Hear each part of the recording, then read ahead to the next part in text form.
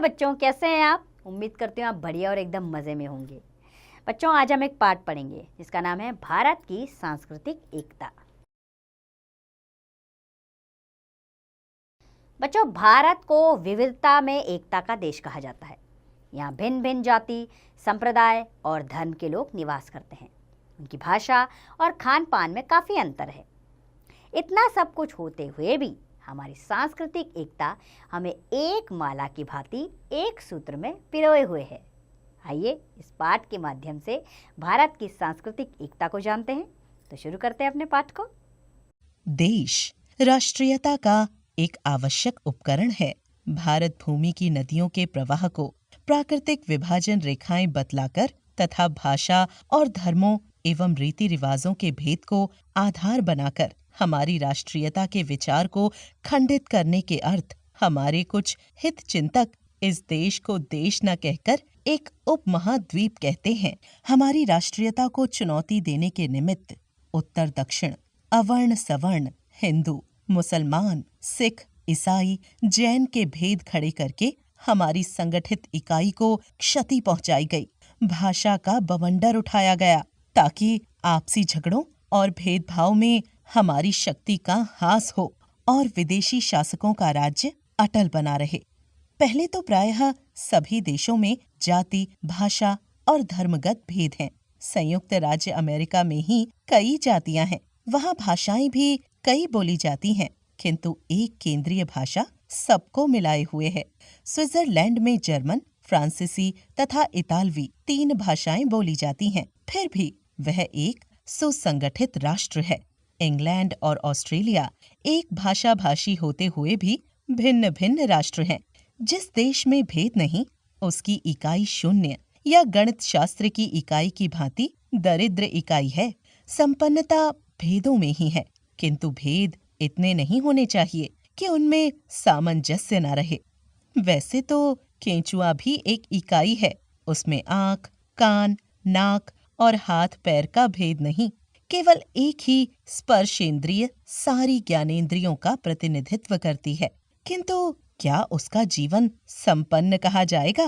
मनुष्य अपने अवयवों के बाहुल्य और उसके समायोजन और संगठन के कारण जीवनधारियों में सबसे अधिक विकसित और श्रेष्ठ गिना जाता है। भेदों के अस्तित्व से इनकार करना मूर्खता होगी और उनकी उपेक्षा करना अपने को धोखा देना होगा। हमारे समाज में भेद और अभेद दोनों ही हैं। हमारे पूर्व शासकों ने अपने स्वार्थवश हमारे भेदों को अधिक विस्तार दिया, जिससे हमारे देश में फूट की बेल पनपे और इस भेद नीति से अपना उल्लू सीधा हो। हमारे अभेदों की उपेक्षा की गई या उनको नगण्य समझा गया, जिससे हम में हीनता की मनोवृत्ति पैदा हो गई। देश की नदियां, जिनको विभाजन रेखाएं कहा जाता है, हमारी भूमि को उर्वरा, शस्य श्यामला बनाती हैं। हमारी भौगोलिक इकाई हिमालय पर्वत और सागर से है। उसे छिन्न भिन्न किया गया है। इसमें कुछ राजनीतिक स्वार्थ भी सहायक हुए।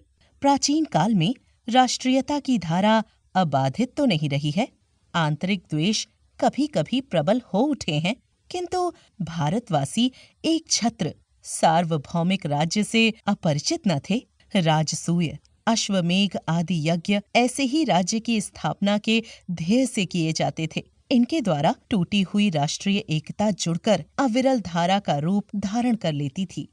राजनीति की अपेक्षा धर्म और संस्कृति मनुष्य के हृदय के अधिक निकट है। यद्यपि राजनीति का संबंध भौतिक सुख सुविधाओं से है, फिर भी जनसाधारण जितना धर्म से प्रभावित होता है, उतना राजनीति से नहीं। हमारे भारतीय धर्मों में भेद होते हुए भी उनमें एक सांस्कृतिक एकता है, जो उनके अविरोध की परिचायक है। वही त्याग और तप एवं मध्यम मार्ग की संयममयी भावना हिंदू, बौद्ध, जैन और सिख संप्रदायों में समान रूप से विद्यमान है। एक धर्म के आराध्य दूसरे धर्म के महापुरुष के रूप में स्वीकार किए गए हैं।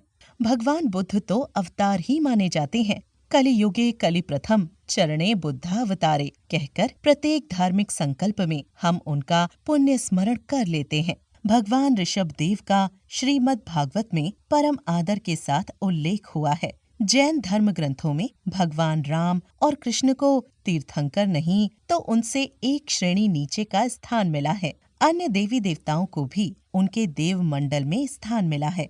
भारत में उद्भूत प्रायः सभी धर्म आवागमन में विश्वास करते हैं। मैत्री, करुणा, मुदिता और उपेक्षा की शिक्षा हिंदू, जैन और बौद्ध धर्मों में समान रूप से प्रतिष्ठित है। स्वास्तिक चिन्ह और ओमकार मंत्र हिंदुओं और जैनों में समान रूप से मान्य हैं। कमल और हाथी तथा अश्वत्थ वृक्ष, पीपल बौद्धों और हिंदुओं में एक रूप से पूजनीय माने जाते हैं। जैनों के अणुव्रत हिंदू धर्म के योग शास्त्र में यम और बौद्धों के पंचशील प्रायः एक ही हैं। पारसियों और हिंदू में अग्नि की पूजा समान रूप से होती है। जेंदावेस्ता की गाथाओं और वैदिक ऋचाओं में भाषागत समानता है। पारसी लोग गौमांस नहीं खाते।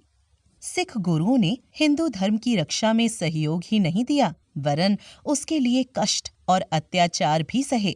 उन्होंने विशेषकर गुरु नानक देव जी और गुरु गोविंद सिंह जी ने हिंदी में कविता की है। उनके धर्मों में राम नाम की महिमा गाई गई है। गुरु गोविंद सिंह जी ने चंडी, दुर्गा देवी का भी स्तवन किया है। गुरु ग्रंथ साहब में कबीर आदि महात्माओं की वाणी आदर के साथ सुरक्षित है। उनका आदर के साथ स्मरण किया जाता है। मुसलमान और ईसाई धर्म एशियाई धर्म होने के कारण भारतीय धर्मों से बहुत कुछ समानता रखते हैं। यूरोप से भी पहले ईसाई धर्म को दक्षिण भारत में स्थान मिला है। कुछ लोगों का तो कहना है कि स्वयं ईसा ने भारत में ही शिक्षा पाई थी। दूसरों के प्रति वैसा ही व्यवहार करो जैसा कि तुम दूसरों से अपने प्रति चाहते हो। ईसा मसीह का यह कथन महाभारत के आत्मनः प्रतिकूलानि परेशान न समाचरेत का ही पर्याय है। ईसाइयों की क्षमा और दया बौद्ध धर्म से मिलती जुलती है। मैं यह नहीं कहता कि किसने किससे लिया, परंतु इन मुख्य सिद्धांतों में हिंदू, बौद्ध और ईसाई धर्मों में समानता है। रोमन कैथोलिकों की पूजा अर्चना, धूप दीप, व्रत उपवास आदि हिंदुओं के से हैं। मुसलमानों और ईसाइयों ने यहाँ की संस्कृति को प्रभावित किया है और वे यहाँ की संस्कृति से प्रभावित हुए हैं। भारतीय सूफी कवियों ने वेदांत की भावभूमि को अपनाया है और उनके ग्रंथों में हिंदू परंपराओं, कथाओं, विचारों, देवी देवताओं और प्रतीकों के समावेश हुए हैं। तानसेन और ताज पर हिंदू मुसलमान समान रूप से गर्व करते हैं। जायसी, रहीम, रसखान आदि अनेक मुसलमान कवियों ने अपनी वाणी से हिंदी की रसमयता बढ़ाई है। रसखान के सवैये तो सचमुच रस की खान हैं। मुसलमान होते हुए उन्होंने कृष्ण का गुणगान किया है। प्राचीन काल से भारतीय धर्म और साहित्य ने राष्ट्रीय एकता का पाठ पढ़ाया है। सभी काव्य ग्रंथ, चाहे वे उत्तर के हों चाहे दक्षिण के, रामायण और महाभारत को अपना प्रेरणा स्रोत बताते रहे हैं। संस्कृत, प्राकृत और अपभ्रंश के आमनाय और काव्य ग्रंथ उत्तर दक्षिण में समान रूप से मान्य हैं। कालिदास के रघुवंश और भवभूति के उत्तर रामचरित में उत्तर और दक्षिण के प्राकृतिक दृश्यों का बड़ी रसमयता के साथ वर्णन आया है। हिंदू तीर्थाटन में धार्मिक भावना के साथ राष्ट्रीय भावना भी निहित है। तो उम्मीद करती हूँ बच्चों आप इस पाठ को अच्छे से समझ गए होंगे और जान गए होंगे कि हम अलग अलग जाति के होते हुए भी सब एक हैं, क्योंकि हम सब भारतीय हैं। हमारा रहन सहन, रीति रिवाज, उठने बैठने के ढंग, चाल ढाल, वेशभूषा, साहित्य, संगीत, कला और अभिव्यक्ति अलग होते हुए भी हम सब एक हैं। विदेशी प्रभाव पड़ने पर भी यह बहुत कुछ अंशों में अक्षुण्ण बना हुआ है। यही हमारी एकता के मूल सूत्र हैं।